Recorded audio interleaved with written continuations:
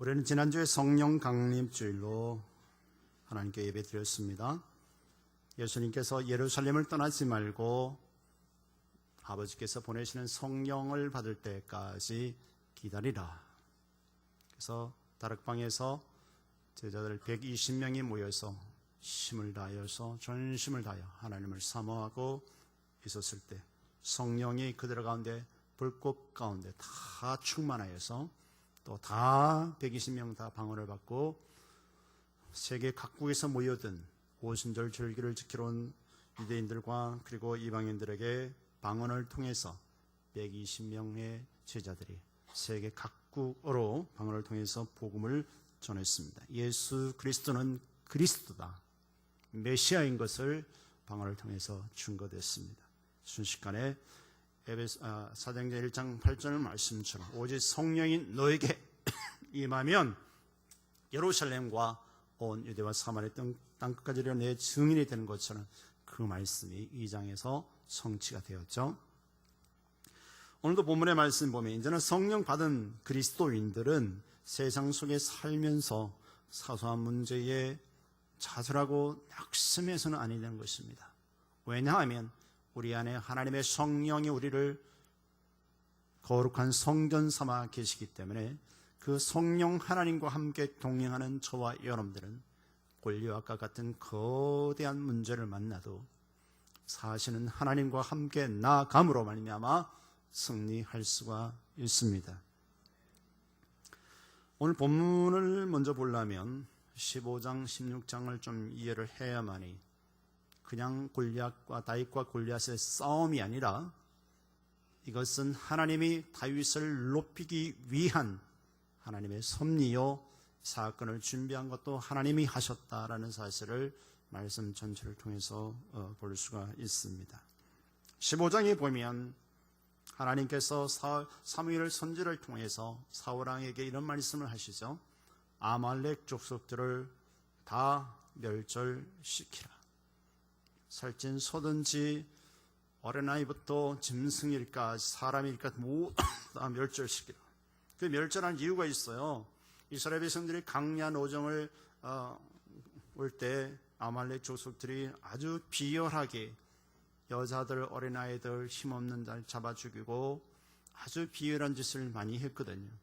하나님은 그때 당장 그들을 멸하지 아니하시고 그들의 죄악이 가득 찼을 때 사무엘 선지를 통하여 사울왕에게 말씀하시고 그 아말렉 족속들을 멸절시키기 위하여 하나님께서 명령하셨죠.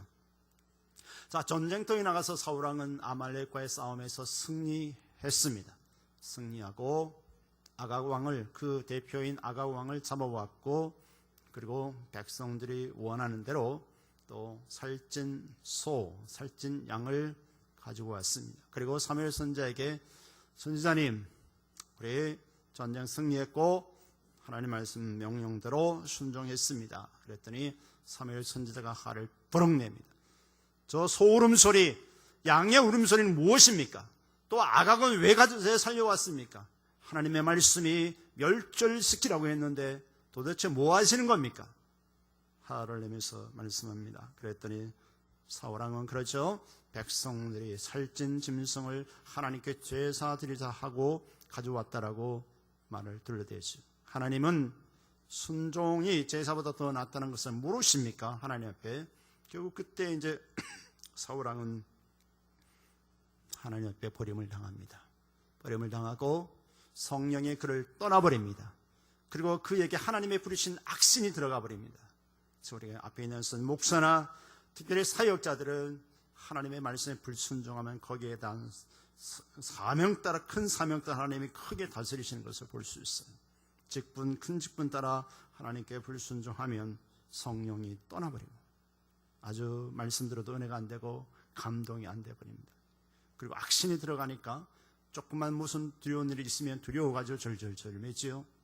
이제 골리앗이 아침마다 나와가지고 소리를 치면서 야! 이스라엘 군대들 너희들 하나님 믿는다며 나와서 1대1로 너희들 한 명 나오고 나 한 명하고 맞짱 떠서 내가 이기면 너희들이 우리 민족에 와서 종로로 타고 내가 지면 우리 블레셋 나라가 너희들 가서 종로로 탈게. 이 소리를 말이죠. 나와서 하나님을 모욕하고 이스라엘 군대를 모욕하면 너희들 하나님 믿는다며, 전능하신 하나님 믿는다며 나와 싸워서 싸우자 그러죠. 그런데 말이죠, 이미 사울왕은 성령이 그를 떠났어요. 하나님을 의지하는 강호 담대한 믿음도 없어졌어요.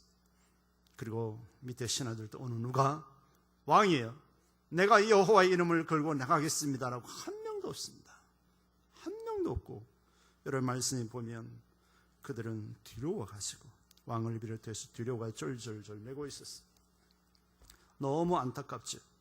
그래서 여러분 17장 11절에 보면 사울과 온 이스라엘이 블레셋 사람의 이 말을 듣고 놀라 크게 두려워하니라. 왕을 비롯해서 온 이스라엘 장군들이 말 한마디 직선을 못하고 그냥 벌벌 떨고 두려워하고 있습니다. 나라가 풍지박살나게 생겼습니다. 그럴 때 다윗이 이제 아버지의 심부름꾼으로 그 전쟁 현장에 갔지 않습니까? 가보니까 그러고 있어요. 골리앗이 나와서 소리를 지르고 하나님을 모욕하고 이스라엘 군대들을 모욕하고 온갖 수치와 수욕을 당하고 있는 그 현장을 목격하게 되지요. 그래서 내가 사실은 하나님 이름으로 저놈을 잡아 죽이겠다. 소년 다윗 말이죠.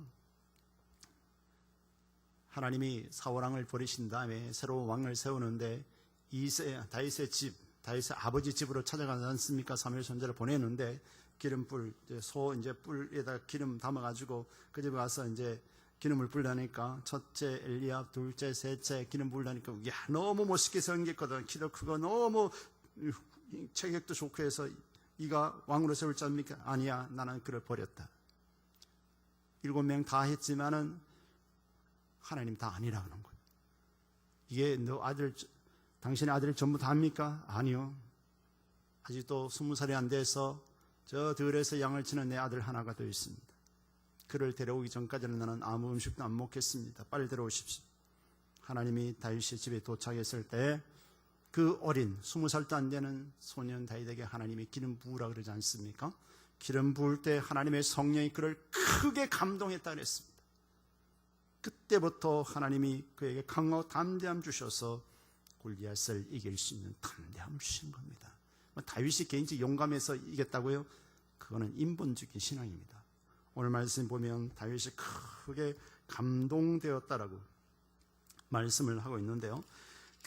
다윗이 그래서 여러분 16장 13절 그 말씀이 나옵니다. 사무엘이 기름 뿔병을 가져다가 그의 형제 중에서 그에게 부었더니 이날 이후로 다윗이 여호와의 영에게 크게 감동되니라. 사무엘이 떠나서 라마로 가니라.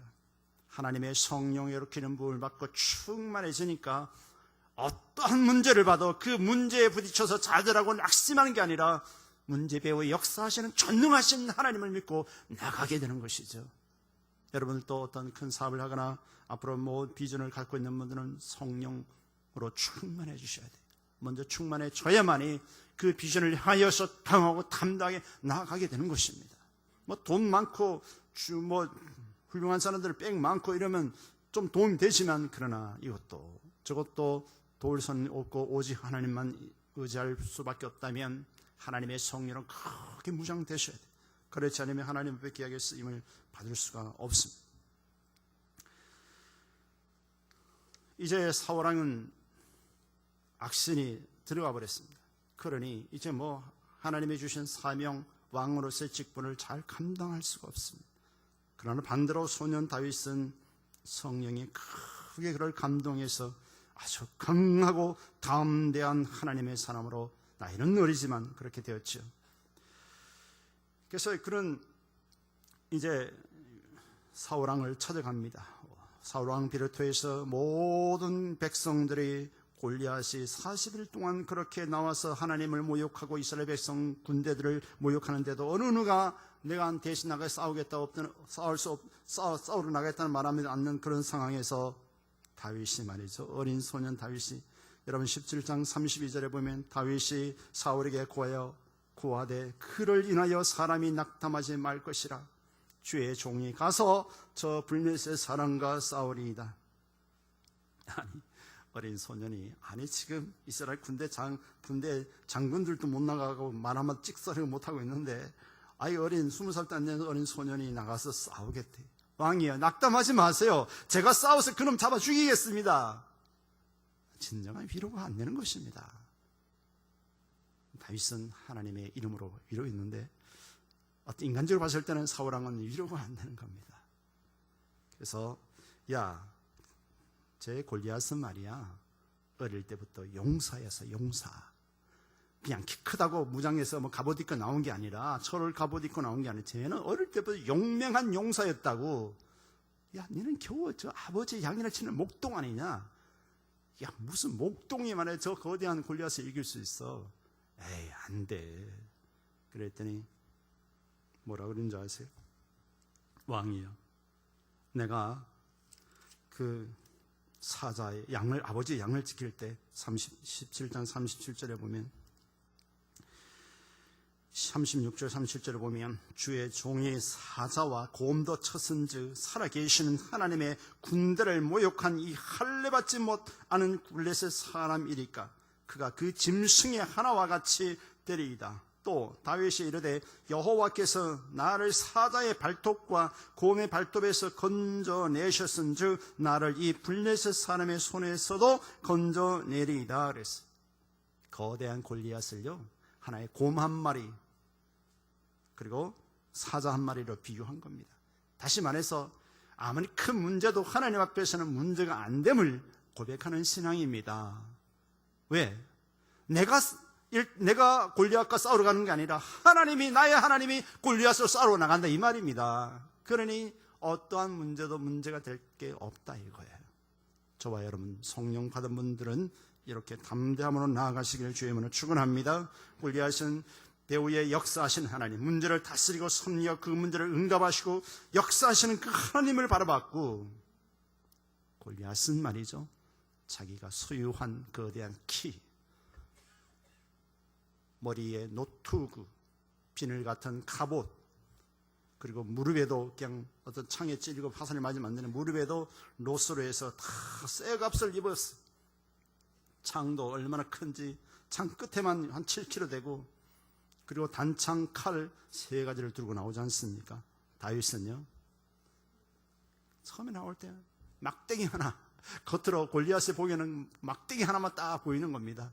물맷돌은 주머니에 5개, 매끌매끌한 5개 있고, 물맷돌을 돌리는 그 물매를 가지고 나오니까, 야, 내가 강아지냐? 개냐? 막대기를 가지고 나오게 아주 비웃으면서 다윗을 저주합니다. 그리고 막 그를 악담하죠. 네. 내가 개냐? 인간에 봤을 때는요, 오늘 본문 보면 42절에 그 블레셋 사람이 둘러보다가 다윗을 보고 업신여겼다 그랬어요. 그리고 43절은 네가 나를 개로 여기느냐? 막대기를 가져오게. 그리고 43절 후반절에 보면 그 신들의 이름으로 다윗을 저주했다 그랬어요. 그리고 44절은 내가 말이야 너희를 갈기갈기 찢어서 저 들짐승 새들의 밥이 되게 하고 들짐승 밥이 되게 하겠다. 막 이렇게 악담을 하고 막 그럽니다. 근데 다윗이 거기에 지지 않습니다. 말로 왜 한수 왜 우리 전쟁에 나갈 때 그러잖아요. 이렇게 사회복지 쪽으로 봤을 때는 언어 폭력이지만 전쟁터는 언어의 전술을 통해서 상대를 먼저 제압하지요. 다윗이 46절에 오늘 여호와께서 너를 내 손에 붙이시니, 내가 이기는 것이 아니라 여호와께서 너를 내 손에 붙인다. 야, 20살도 안 된 어린 소년 다윗이 말하는 거 보세요. 내가 너를 쳐서 내 머리를 뺄 것이다. 46절 후반절에 블레셋 군대의 시체로, 너뿐만 아니라 블레셋 군대 시체로 오늘 공중의 새와 땅의 들짐승에게 주어 온 땅으로 이스라엘의 하나님이 계심을 알게 하겠고, 다윗이 있는 것이 알리는 것이 아니라 하나님이 이곳에 있는 것을 알리게 하겠다. 여러분, 자기를 높이는 것이 아니라 하나님을 높이는 다윗의 모습 보지 않습니까? 성령의 사람은 적어도 나를 이렇게 하게 하기까지 하나님이 하셨다라고 이렇게 하는 겁니다. 자기를 높이는 것이 아니라. 그리고 47절에 여호와의 구원하심이, 이 전쟁에서 승리케 하시는 것은 네가 가지고 있는 칼, 네가 가지고 있는 창, 네가 가지고 있는 뭐 이런 것으로 하는 것은 아니다. 칼과 창이 있지 아니함을 이 무리로 알게 하리라. 전쟁은 여호와께 속한 것인즉 그가 너를 우리 손에 붙이시리라. 여러분, 구약에 보면 하나님께서 이스라엘 백성들을 전쟁에 나갈 때 강하게 이깁니다. 이스라엘 백성들은 손 하나 안 대고 자기들끼리 전쟁터에서 막 하나님이 막 소리를 내게 해가 자기들끼리 막 죽이게 하는 그런 사건들도 역사 보면 너무 재밌어요. 이야, 하나님 너무 멋지시다. 그러니 우리가요, 어렵고 힘들 때 기도하셔야 돼요.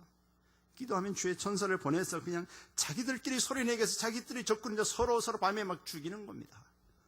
하나님께서 어떤 어려운 문제를 가지고 기도하는 것, 오죽했으면 주님이 막 여러 가지로 예수님도 말씀하고 있잖아요. 너희가 내 이름으로 무엇을 구하든지 내가 시행하리라. 요한복음 14장 14절, 마태복음 7장 7절에서 8절까지 말씀하잖아요. 구하라 너에게 주실 것이, 찾아라 찾을 것이, 문을 두드리라 너희 열릴 것이. 아니, 어느 부모가 떡을 달라는데 돌을 던져줄 사람이 어디 있으며 성선을 달라는데 뱀을 던져줄 부모가 어디 있느냐. 하물며 너희 아버지께서 좋은 것을 주시지 않겠느냐. 할렐루야. 기도하셔야 돼요. 기도하셔야 돼요. 저는 하나하나 다 기도합니다. 이사를 할 때나 어떤 교회 사역을 할 때나, 여러분 그냥 뭐 빈둥빈둥 하는 것 같지요? 목회자, 그 교회 부교육자들 이렇게 사역을 뽑을 때나 하나님께 엄청나게 기도합니다. 요즘 목사님들은 부교육자들을, 담임 목사를 너무 힘들게 하는 사람들이 많다고. 노예 만나면 목사님, 선배 목사님들이 그래. 근데 우리 저희 교회 부교육자들은 담임 목사님께 잘 호흡 맞고 열심히 하려고 노력하는 모습이 너무 좋아요. 왜? 기도하는 열매가 있었기 때문에 그렇습니다. 다윗은 그 어려운 문제를 놓고 절망하지 않았습니다. 사울과 그 신하와 백성들은 두려고 떨리면서 어떤 문제에 대책도 못하고 40일 동안 계속 욕을 바가지 먹고 저주받고 그들이 음침해 있는 그때 다윗은 아주 당당하게 어린 소년시 골리앗을 향하여, 야, 너 말이야, 하나님이 내 손에 붙였어. 너 오늘 너 모가지를 오늘 내가 잘라서 하나님께 드릴 거야. 너뿐만 아니라 너 블레셋 군대까지 모조리다. 이 말로 골리앗이 그냥 조그만 했다가 그냥 데려주고 말로 받지 않습니까? 49절에 48절에 블레셋 사람이 일어나 다윗에게로 마주 가까이 올 때에 다윗이 블레셋 사람에게로 마주 그 항우를 향하여 빨리 달리며 손을 주머니에 넣어 돌을 치하여 물매로 던져 블레셋 사람의 이마를 치매 돌이 그 이마에 박히니 땅에 엎드러지니라 라고 기록하고 있습니다. 인간적으로 봤을 때는요, 다윗은 참 골리앗과 비교를 했을 때 게임도 안 됩니다. 게임도 안 돼. 골리앗은 칼과 창과 단창, 무기를 3개를 갖추고 나왔고 철 갑옷을 입었습니다. 철 갑옷, 머리는 노수로 만든 투구를 들었었습니다. 그리고 앞에 종아리 앞에 무릎에도 그냥 다 쇠로 다 감싸고 왔어요. 그것도 모자라서 앞에 군사 방패막이로 하살 바지로 혹시 죽을까봐 다 막고 있습니다. 다윗은 막대기 하나, 겉으로 보이는 건 막대기 하나. 그러나 보이지 않는 힘을 가지고 다윗은 나갔죠. 뭔 아닙니까? 만군의 여호와의 이름, 그리고 하나님을 전적으로 신뢰하는 그 믿음, 하나님의 성령에 크게 감동된 하나님의 내적인 그 강하고 담대함, 그리고 이미 하나님의 능력을 체험한 신앙, 사자와 곰의 발톱에서 건지신 그 하나님의 주신 함께 하신 체험이 있었고, 여러분, 그리고 우리는 이걸 아셔야 돼요. 하나님이 하시면 종기이든 암이든 죽을 병이든 하나님 보시기에는 아무 문제가 없어요. 우리는 절망 가운데 있지만 우리가 할 수 없는 것, 의사의 말만 믿고 낙심하고 좌절할 게 아니라 사실은 하나님이 생명을 주관하신 하나님, 우주 만물을 창조하셔 다스리고 역사하신 그 하나님 바라보고 기도할 때 종기나 암이나 똑같이 아무 문제 없이 치유하시는 그 하나님 바라보고 기도하는 것입니다. 이런 거 없이 우리가 예수 믿을 이유가 없잖아요. 힘들어 앞에 나와 예배할 이유가 없고 새벽잠을 설치면서 기도할 이유가 없습니다. 뭐하러 기도합니까? 그런 거 없이. 우리가 알 수 없는 일이기 때문에 우리가 새벽잠을 설치며 새벽에 기도하고, 주일날 요즘 5월은 계절의 왕이라고, 6월 5월 6월 계절의 왕인데 이 계절의 왕 나가서 놀면 얼마나 좋은데, 한 주 동안 열심히 일하고 피곤한 지친 야외에 나오면 얼마나 좋은데, 그러나 그것을 포기하고 예배하는 것은 내가 할 수 없는 일, 내 힘으로 갈 수 없는 천국, 내 힘으로 이 땅의 마음들 한 시간 앞을 내다볼 수 없는 우리의 존재이기에 하나님을 예배하고 그 하나님을 의지하고 이 시간 나와 앉아있지 않습니까? 여러분, 다윗은요 목숨을 건 이 사건이었어요. 결투가 잘못하면 죽을 수 있습니다. 인간적으로 두려워하지 않겠습니까? 상대는 3m 키가 되는 거대한 골리앗입니다. 힘이 어마어마합니다. 한번 들고 패댕이 치면 그냥 죽을 수 있는 다윗의 그런 상황이지만, 이 믿음은 죽을 각오를 하고 믿음을 가지고 나갈 때 하나님께서 그를 붙잡아 주셨다는 사실입니다. 우리도 때로는 그런 죽을 위기가 있을 때 있을 것입니다. 이스라엘 백성들과 사울처럼 그렇게 절망하여 두려워가 돌돌 떨 것이 아니라, 사시는 하나님의 이름, 우리를 죄악에서 건져 하나님의 자녀 삼아주시고 하나님께서 구원하 지금도 함께 하시는, 예수님께서 말씀하셨죠. 세상 끝날까지 너와 함께 하리라. 졸리도 주무시도 아니하며 너와 함께 하는 그 약속의 말씀, 이사야 41장 10절처럼 두려워하지 말라, 내가 너를 도와주리라. 참으로 나의 의로운 오른손으로 너를 붙잡으리라 말씀하셨지 않습니까? 담대하십시오. 살아있기 때문에 때로는 어려운 문제, 거대한 골리앗 같은 문제를 만나게 되는 것입니다. 때로는 아내가, 때로는 남편이, 때로는 자녀가, 때로는 부모가 나에게 전혀 도움이 되지 못할 때가 있어요. 부정하는 것이 아닙니다. 내가 어렵고 힘들 때 절망 상황에서 부모가 도울 수 없는 상황이 있습니다. 대신 아파줄 수 없고, 대신 죽어줄 수 없고, 대신 하지 못할 그런 일들 우리의 삶에서 일어나지만, 하나님은 우리의 기도 들으시고 역사하시고 인도하신다는 사실입니다.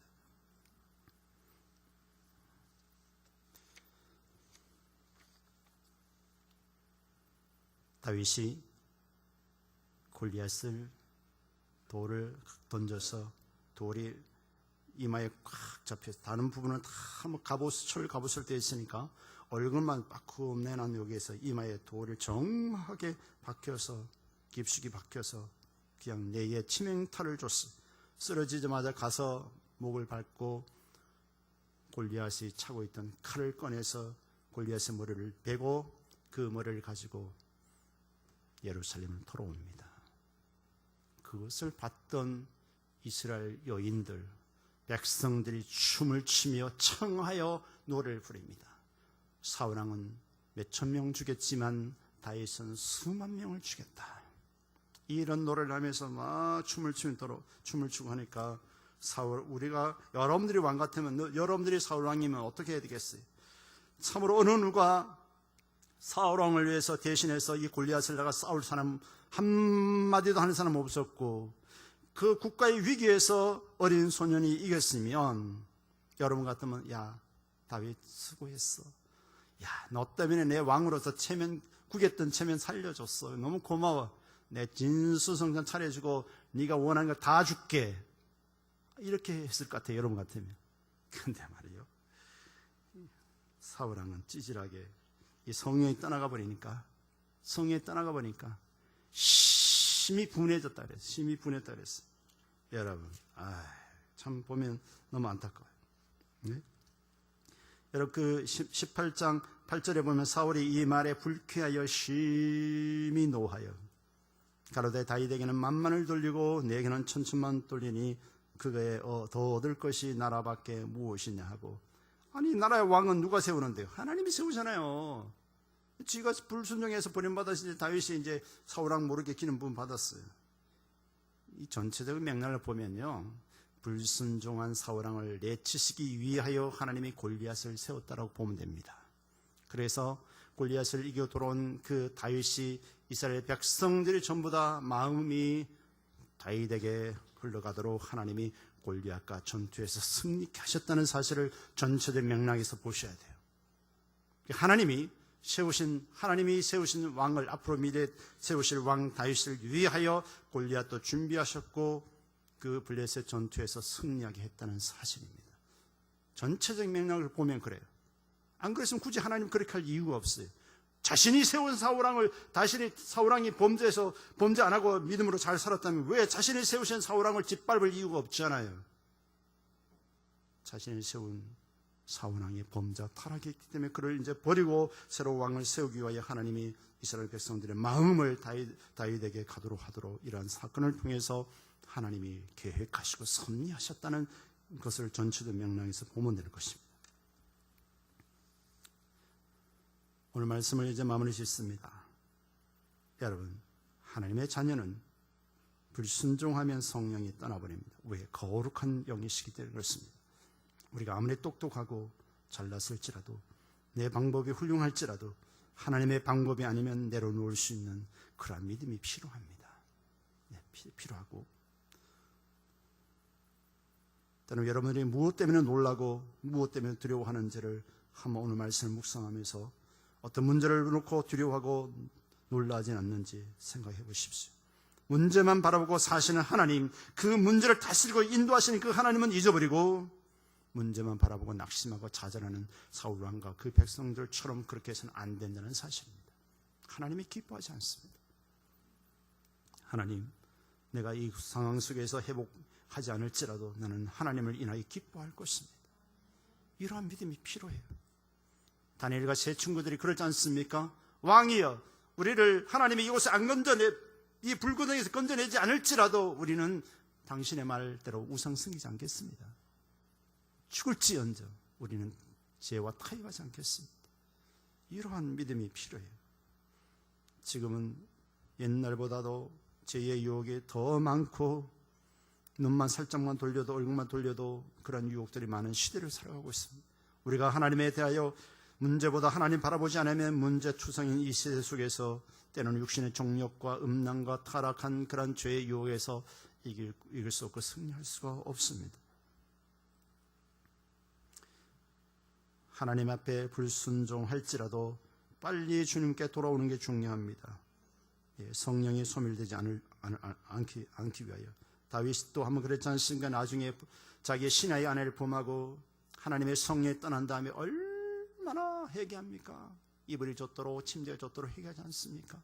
하나님의 성신을 내게 떠나지 말게 하옵소서.